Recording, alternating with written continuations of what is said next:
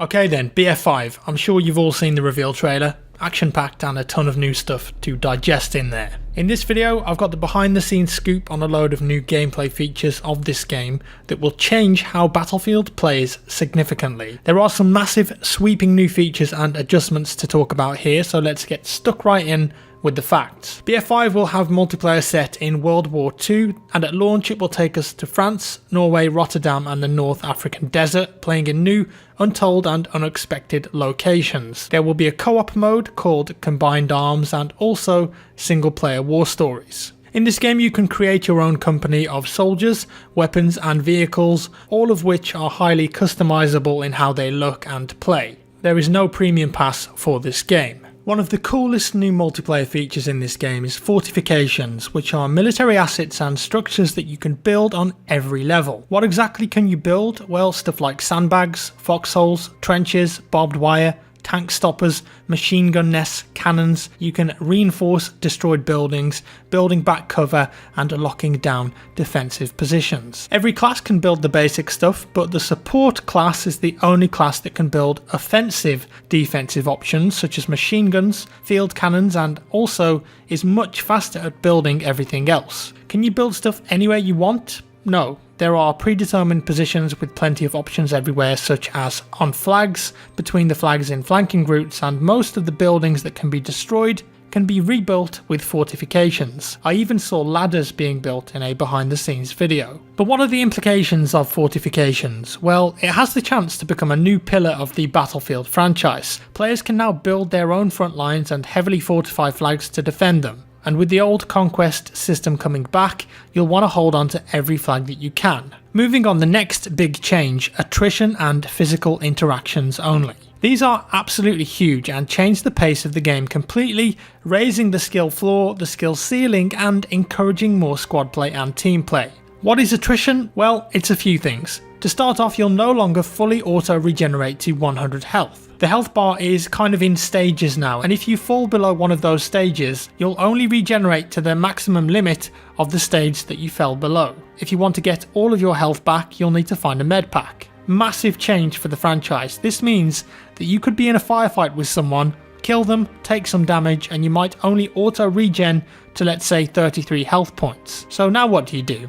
You really need to think and prepare your next step. But sidestepping for a second here, let's take a look at physical interactions. Everything that you do in this game requires a player input and an action, and the action can be seen. This means that if you want a med pack, you've got to go over to a med kit or a supply depot and interact with that object. You'll then see an animation of your soldier picking up that health pack and you'll start to regen health. The same goes for ammunition too. If you want ammo, you've got to go and pick it up for yourself. This means no more abstractions in the game, no more magic medic and ammo auras that passively give you health and ammo back, and that's a huge gameplay change. Another example, if you want to do a ledge grab, which is now in the game, you've got to time it right and press the key to grab the ledge at that right moment. This also means things like no automatic spotting, and you need to be very active in your gameplay moment. In fact, spotting has changed completely, no more shooting at 3D icons and Doritos. You have to scan the world, look carefully and listen. Did that tall grass over there just move? Then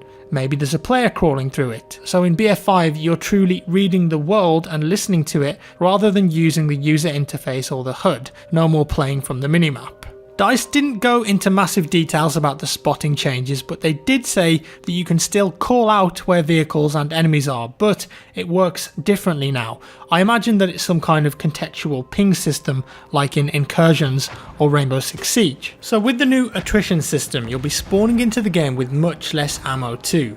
Reduced but capable. So this means that you can go into combat straight away, but after a couple of fights, you'll be out of ammo. But that means that there's more ways now to get ammo.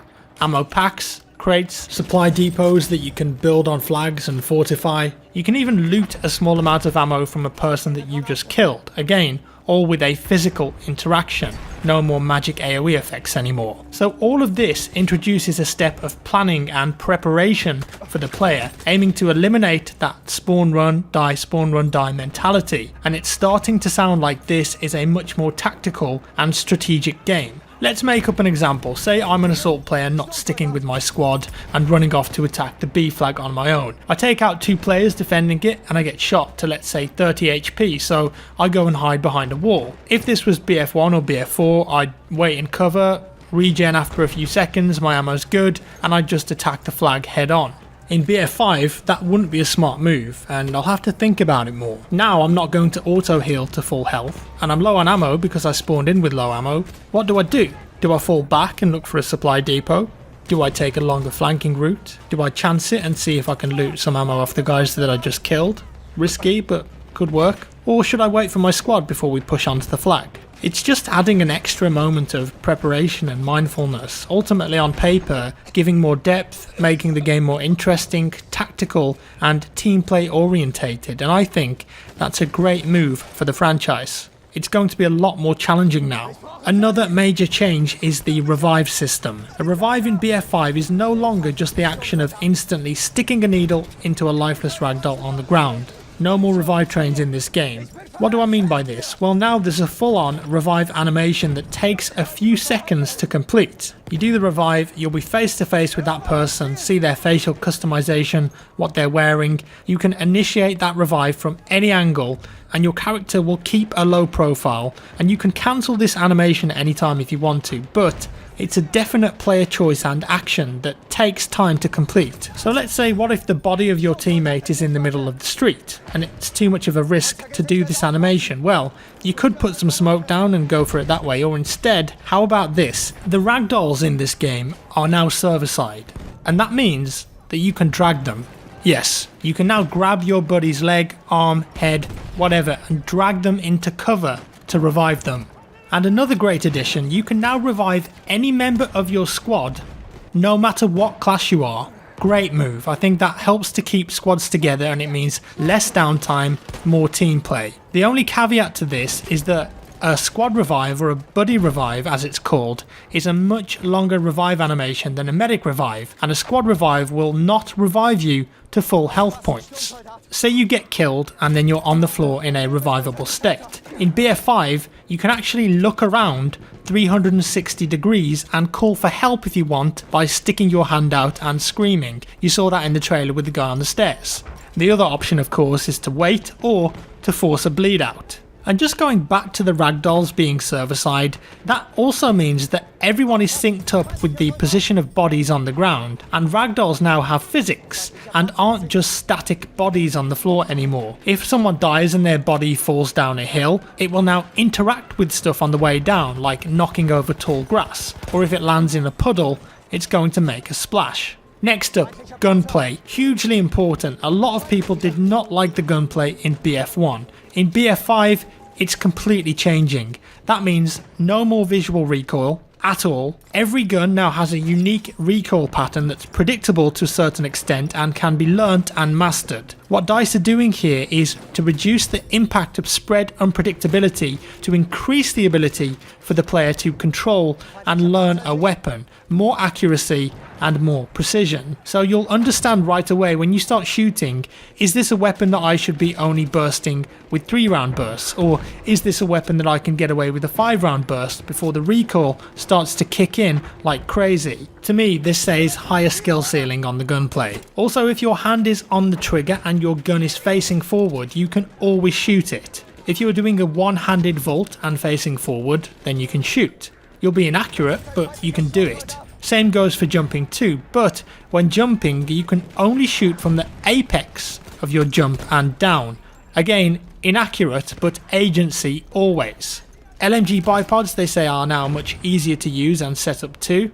And BF5 has bullet penetration, meaning that you'll be able to shoot through buildings with thin walls, wood and sheet metal. Let's say you've got an MG42 set up and you want to demolish the squad that you just saw run into a wooden building, go ahead.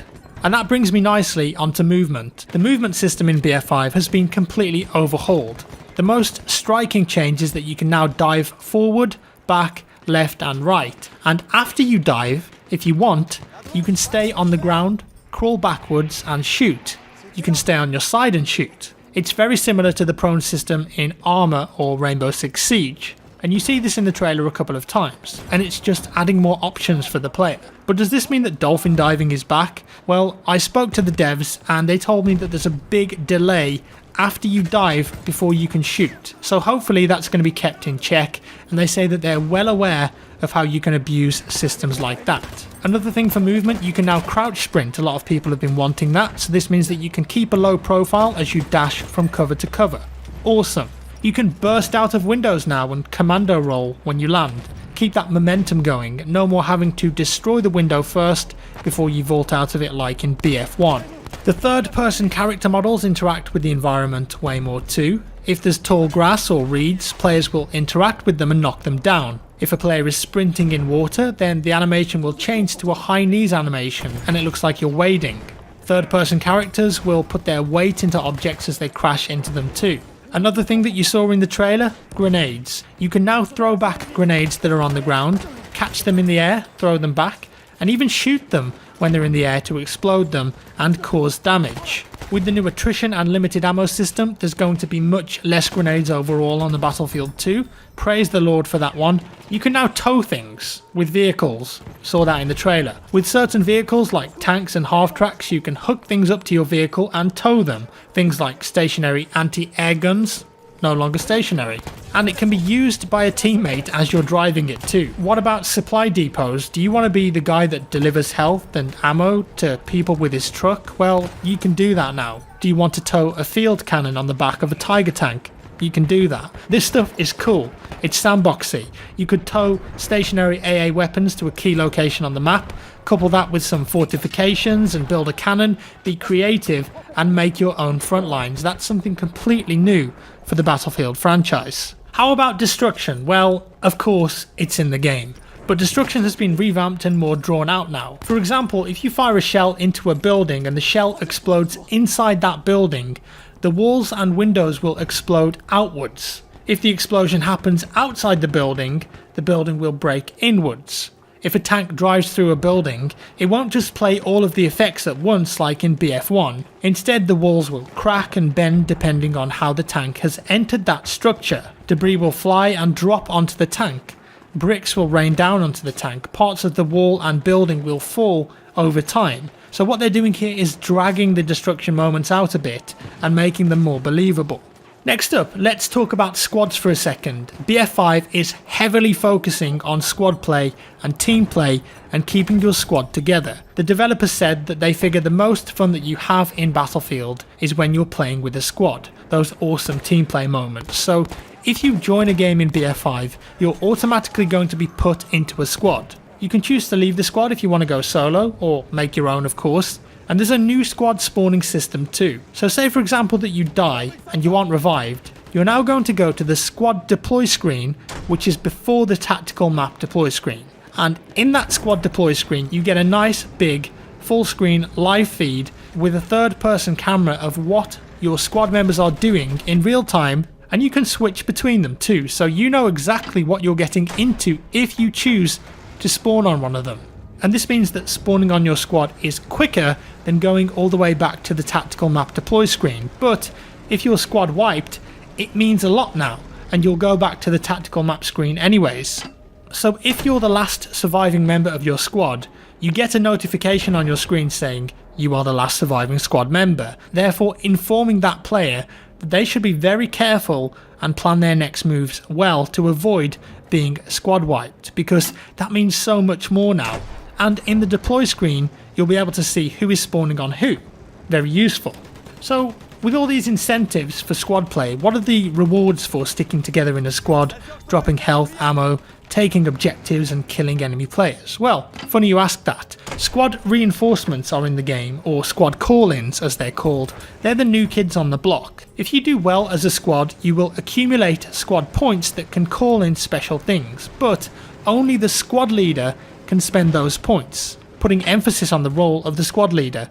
And at the moment, the call-ins are as follows: V1 or JB2 rockets, as seen in the trailer, supply drops with ammo and health in them, a smoke barrage that you could use to push a point, heavy weapon pickups, read not hero kits, so these are weapons that are powerful and you could use for a period of time. Think about the battle pickups in BF4, doesn't change your class. Elite classes are completely gone, by the way, as are the behemoths. And finally, another call-in is squad-only vehicles like the Churchill Crocodile Flamethrower Tank or the Sturm Tiger. So as a gameplay example, if the squad has scored enough points, the squad leader could bring up a radio, call in for a V1 rocket, bring out binoculars, mark the location and order it in. V1 rockets are great at destroying all of the fortifications on a point, so you could then push in more effectively and take out enemies, of course. Large explosions in this game can knock you over now too if they're not fatal. So I've not really talked about classes or soldier customization, weapons, vehicles, progression, etc. Well, the 4 classes will return: Assault, Medic, Scout, Support, and in this game you create a soldier and then you will add them to your company of soldiers, and then you can customize stuff like their gender, how their face looks, their face paint, hair, facial hair, what are they wearing, their hats, helmets, their jackets, their pants, their shorts, accessories, prosthetic arms, and you can then choose a class archetype for that soldier, and these are highly customizable within a skill tree type system. The purpose of the archetypes is to create clear and understandable roles and fantasies within that specific class, and I will be doing a full dedicated video on all of this stuff and progression, as it's just so complicated and in-depth now, but just to give you a quick rundown of it here. So each archetype can specialize in something. So let's say, for example, an assault. You could be specializing in anti-tank or anti-infantry, a mix of both, but you can also get highly specialized archetypes called exotics that are really good at one particular thing. One example they gave us of an exotic archetype was the Recon Paratrooper, a stealthy short-range behind enemy lines guy who uses a suppressed SMG and silent gadgets like pistols and garrotes. And that archetype also came equipped with silent footsteps, smokes and throwing knives, so that's really changing the perception of what a Recon class is. And on top of this, you can change and add specialization trees such as agility, flak armor, suppressive resistance. The more you play a class, the more you'll level it up and get access to more archetypes and specializations within that class. It's a similar system for guns too.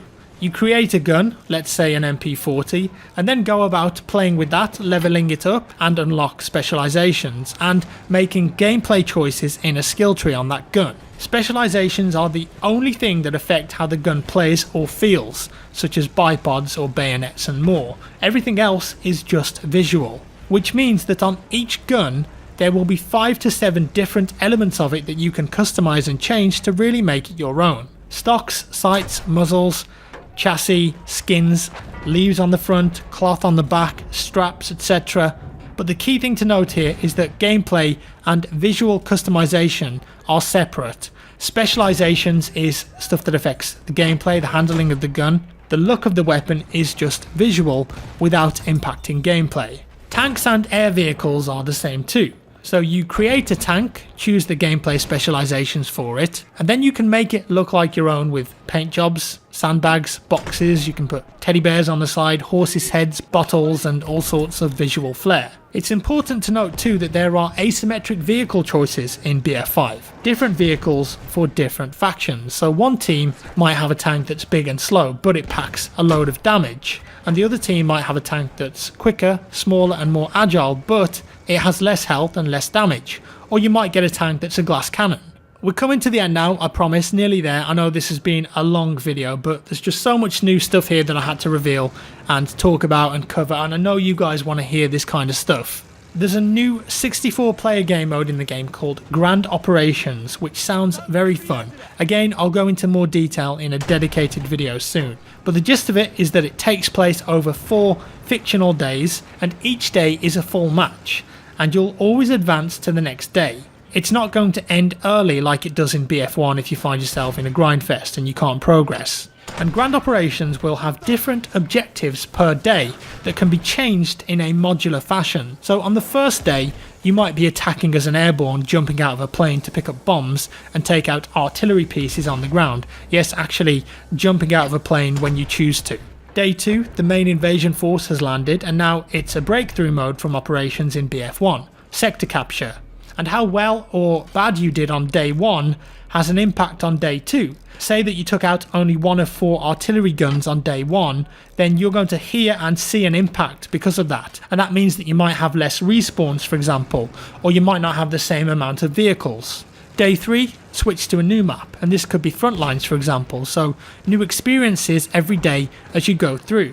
And day 4 only has a potential to be played. Get this, if there isn't a clear winner between the teams on day 3, it will go on to day 4 and what they're calling Final Stand. And this is an extremely tense game mode where you spawn in with 1 life, 1 spawn only, with your team. You've got significantly reduced resources, about 1 magazine in your gun, and there could be extreme weather, snowstorms, raining, and you've got to fight down to the last man standing to win the entire grand operation. Sounds awesome and very tense. And again, because of the modular design of grand operations, DICE can change these experiences on the fly. So one day could be different to the next day on another real life day, if you get what I mean. So it could be that you get low ammo for this particular day, or only these certain vehicles, or only these weapons, or only these weapons for certain classes. Grand Operation sounds like it's shaping up to be a fan favourite. Co-op mode then, I did mention that at the start. We didn't get much info on this, but what we did get is the following. It's called Combined Arms, and 4 players will get together to play through a variety of missions like paratroopers behind enemy lines, high stakes, do you want to push for a final objective or do you want to extract earlier from the level with less reward. DICE have built a new dynamic mission creator and AI for these co-op experiences with new challenges and random objectives to keep it fresh. Combined Arms sits between single player and multiplayer as a safe haven for players in a creative sandbox where you can learn the ropes of Battlefield and have a laugh, and all of this will feed back into your soldiers and company. So that means that we've got multiplayer and co-op parity there. You can use the soldiers and weapons you've created in both of those game modes. And to wrap up, just a few extra snippets that I thought you guys might want to know about. So I asked about suppression, but they didn't give any answers on that. They're looking into it. All of the logic in the game can now be controlled server side, so if something is broken or not working well, it can be changed instantly and updated on everyone's game without the need for a big patch. So stuff like cap times, respawns, time to bleed out, etc. No more waiting months for patches. They're also promising that communication between devs and community will be significantly better with this game, promising more roadmaps and visibility. As I mentioned, no more premium pass that you've got to buy. It looks like all of the maps and modes, new content, etc. after launch will be free. No more separating the community in a Battlefield game when DLC is released. Finally, DICE are calling the new progression arc in this game and content drops Tides of War, and these will include daily, weekly and monthly challenges with overarching chapters and quest lines that reward you with unique items and cosmetics. Also included will be new maps, game modes and limited time experiences. So there'll be a wide range of map types in this game and a ton of flexibility, maps that will offer complete crushing Battlefield chaos, and also more slow paced experiences on really big, larger maps with more lulls and tempo that goes up and down. Confirmed game modes so far are Conquest, Grand Operations, TDM and Domination. They wouldn't tell me anything about RSP, I did ask. That shush animation from the trailer, you will be able to experience that. It could possibly happen in a game. Transport vehicles are live on the map and you can jump into them. Combat vehicles spawn from the tactical deploy map. And last but not least, as with the multiplayer, war stories will focus on the untold stories of World War II, real people facing big problems that changed the tide of the war. One example they gave us was where you're playing as a resistance fighter in Norway in 1943 during the German occupation, fighting to save her family. Whew, okay, that was a lot of stuff, but hopefully that gives you a good idea of what to expect from Battlefield 5. For me, really, the multiplayer changes are the key things here.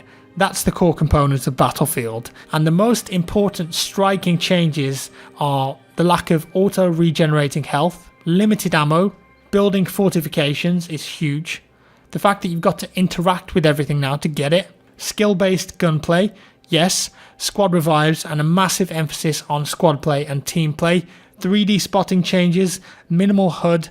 On paper, this all sounds like a much deeper and more engaging tactical game, and I'm really looking forward to that. It sounds very different from what we got in BF1, which was super accessible at launch. Now there are a lot of important details we don't know yet, of course, and I'm sure that we'll get way more gameplay and information from EA Play, which is only a couple of weeks away. Fun times ahead.